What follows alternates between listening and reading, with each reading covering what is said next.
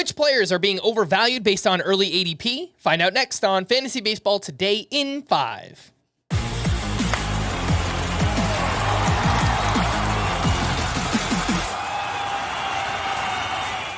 Welcome into FBT in 5 on Saturday, December 28th. I am Frank Stampfl, joined by Chris Towers, and let's take a look at some overvalued players based on early ADP from the NFBC so far in the month of December. Chris, we will start with you. Yeah, we'll start with Jacob deGrom, who is a top 10 starting pitcher in NFC ADP, and I just can't justify that. This is a guy who has not thrown 100 innings in a season since 2019. That's a really long time ago. He's not getting any younger. He's coming back from his second Tommy John surgery. I know we saw him, I think it was 3 starts last year, and he looked okay. He looked pretty good. Didn't look like the pre-injury version of himself. The velocity was down about 1.5 miles per hour. Whiff rate on the slider was down quite a bit. It was, in the 50% range pre-injury. It was more like 36%. Still good, not elite. And to justify a number 9 SP pick with the injury risk and the lack of innings that Jacob deGrom is almost certainly going to give you, he has to be elite to even come close to this. If he throws 130 very good innings, this is probably not a good pick. He needs to throw 130 elite innings. He probably needs to throw 150 very good innings to justify this kind of pick. And I just don't think that's a particularly good bet. I know it's Jacob deGrom. He's really, really good when he's on the mound. There's probably going to be a point in April when Jacob deGrom is healthy, if he gets to April healthy, which is not at all a guarantee, where I'm going to think it's dumb that I don't have Jacob deGrom on my team. There will probably be a point later on in the season when he's not pitching where it feels like the right move. And I can't justify this kind of cost. All right, for me, you're going to learn with my picks. I just don't really like to have fun, and that's exactly why I have Jazz Chisholm as overvalued with an ADP of 25.9. He is the second third baseman off the board. You can dream on the upside, totally get that. 46 games with the Yankees. He had 11 home runs, 18 steals, a 150-game pace, 35 home runs, 58 steals there for Jazz. This was also the first time he's played more than 124 games in a season, and he suffered a sprained UCL in his left elbow in August. After he returned, didn't perform as well, didn't look particularly good in the postseason either. I just think as a 2-3 turn pick, it's a little bit rich for me on Jazz. I think he should be more like a 4th round pick for fantasy. I think there's a little bit more risk than people are kind of letting on right now with Jazz Chisholm. Chris, over to you for another overvalued player. Yeah, you and I have some similarities in the players we're avoiding. The big difference is yours are a lot of hitters with injury risk and mine are pitchers with injury risk. And I just think we know pitchers all have injury risk. There is no such thing as a safe pitcher. Why invite more risk? And that's my concern when you're talking about Felix Bautista, who is the number 7 relief pitcher off the board right now in drafts, 57.8 overall. Part of it, as we talked about on the full show, is just there's a drop-off at the relief pitcher position right around the 6 or 7 mark, where ahead of him you've got Ryan Helsley and Mason Miller, guys who look like legitimately elite pitchers. Raisel Iglesias, Raisel Iglesias slightly after Felix Bautista, which is part of the problem. I get it. The last time we saw Felix Bautista in 2023, he was the best relief pitcher in fantasy. He was worth $27, despite only like 33 saves. He was that dominant. 16 K per 9, sub 2 ERA. Wasn't quite as good the year before, but still very good. 12.9 K per 9. 2.19 ERA, really good pitcher. That was before Tommy John surgery. And we assume guys will come back from Tommy John surgery and pitch basically at the same level. It's not at all a guarantee. And it's being treated like it's a guarantee right now. And with Felix Bautista, the problem is we haven't seen him yet. We might get to spring training and he's pumping 98 mile an hour fastballs and blowing guys away. And I'm fine with an RP7 price. But right now at the end of December, 2 months before we'll see him pitch in a game, I just can't justify it. Next up for me is Oneil Cruz, who has an ADP of 43. He is the 7th shortstop off the board and the 15th outfielder. Still just 26 years old and coming off a solid season, hit 259, 21 home runs, 22 steals.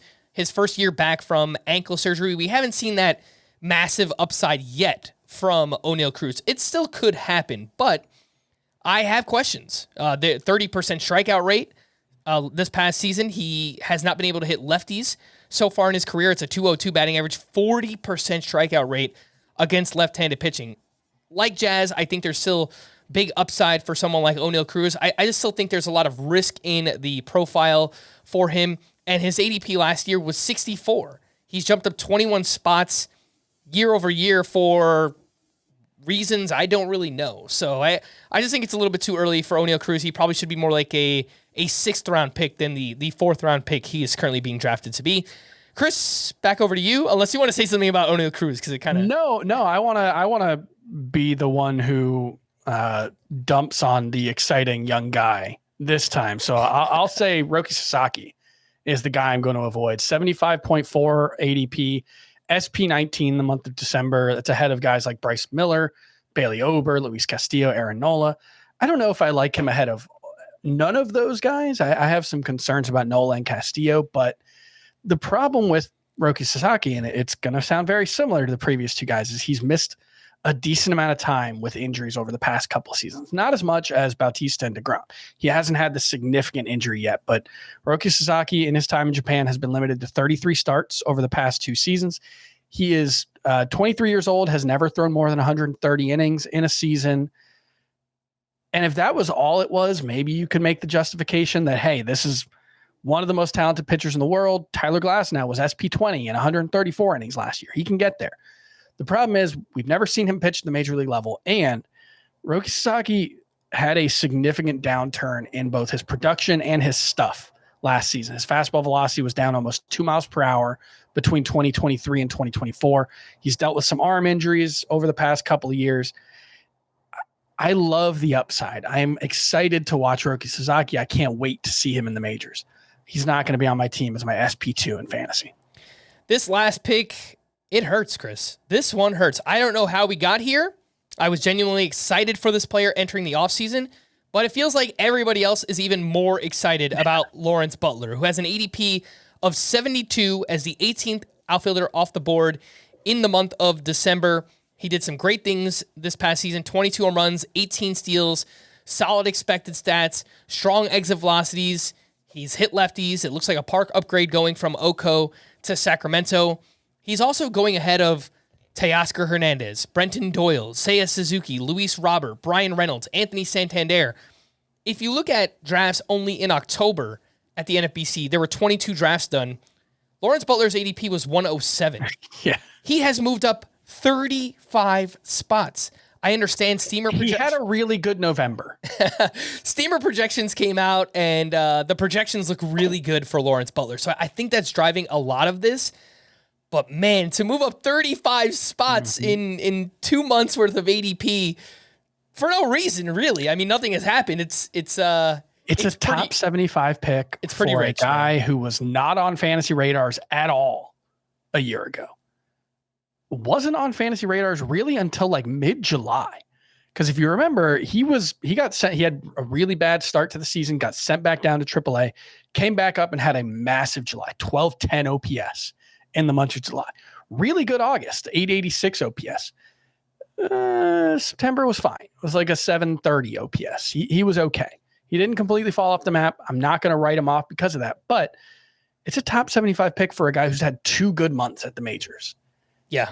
Sounds an awful lot like Nolan Jones a year ago, doesn't it? You didn't have to do the Nolan Jones thing, Chris, but I do get where you're coming from. And this might be unique to just NFBC drafts. If we get to March and Yahoo, CBS, ESPN ADP is all outside the top 100, top 120, something crazy like that, then yeah, you should be in a Lawrence Butler. But as a top 75 pick, it just feels a little bit too rich for me.